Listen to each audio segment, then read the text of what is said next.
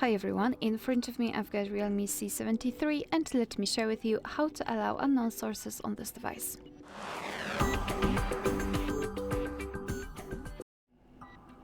So let's start with opening the settings, and here we have to scroll down to find the apps. Then let's tap on Special App Access and find option Install Unknown Apps. And as you can see here, we've got the list of apps which are allowed or not allowed to install some content. So let's pretend I'd like to download the app from Chrome, not from the Play Store, but from Chrome. So let's find the app and then tap on it and tap on the switcher next to allow apps from the source. And after getting back, you can see that the Chrome is now allowed to install something.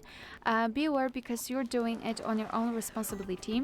Some third-party apps aren't verified by the developer, so you may put your data and actually whole device at risk, so remember about that and choose the apps wisely. Of course, you can always remove previously granted permissions, just tap on the app and tap on the switcher.